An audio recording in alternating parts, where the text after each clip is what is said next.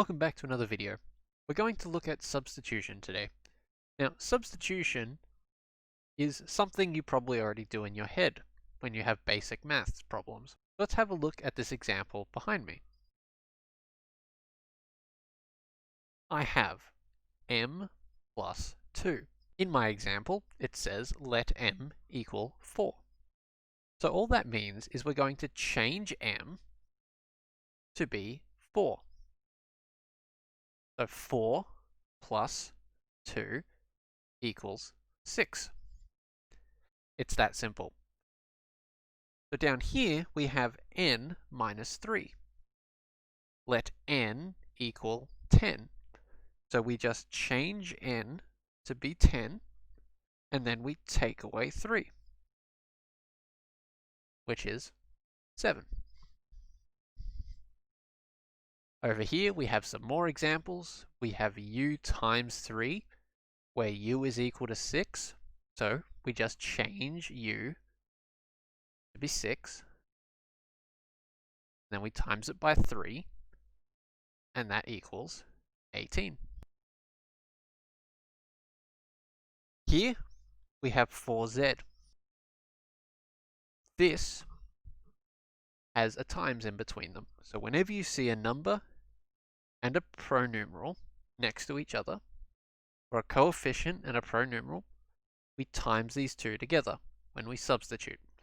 So here we have 4 times 5, which is 20.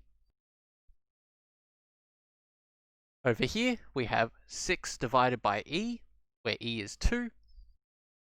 So 6 divided by 2 is 3. Here we have p divided by 2. Now p is equal to 16. So over here we have 16 divided by 2, which is 8. When we're looking at math problems, we sometimes look at how things are changing. So we look for patterns. So let's have a look at some examples that use patterns, and we can try to figure out those patterns. This next part is about sequences. A sequence is a set of numbers that changes using a rule. It's a pattern. Over here we have the numbers 3, 6, 9, and 12. You can see that we go up by 3 every time we make a jump. That's important. However, we're going to write a way to describe what happens in this situation. First up, we have a 3. Then secondly, we have a 6. So we're going to describe that sequence using an expression. So this is our first, this is our second, this is our third number, and this is our fourth number. We're going to use the letter n to describe the position that we are in our sequence, in our pattern. Let's write that over here. So that's our n. Down here we have our numbers. As I said before, we are increasing by a factor of 3 every single time.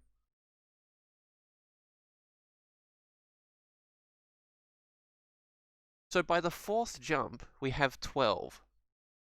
How could you use the number 4 and the number 3 to get 12? We can times these two numbers together. The same can be said for 6. We can use 3 and we can use 2 to get to 6.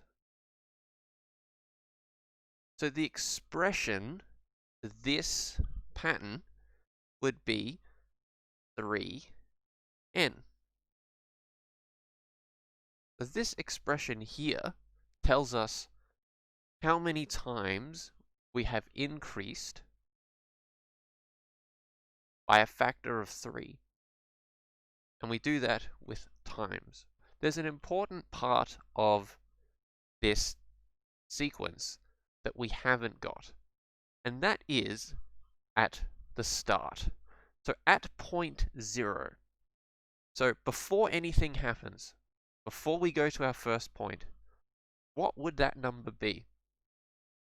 Well, if going up this way is increasing by 3 every time, so it's increasing by 3 every time, we need to go back. We need to find out what it is at 0. So if we go back, we're going to minus 3. So that means at the start, we would have 0. So we have nothing to begin with, and each time we increase by 3. Sometimes you're not going to start off at 0. So let's have a look at this other example over here. So I have 4, 7, 10, and 13. What are we increasing by each time? Well, we're increasing by 3 every time again. So let's fill that in. So we're increasing by 3, we're increasing by 3, and we're increasing by 3.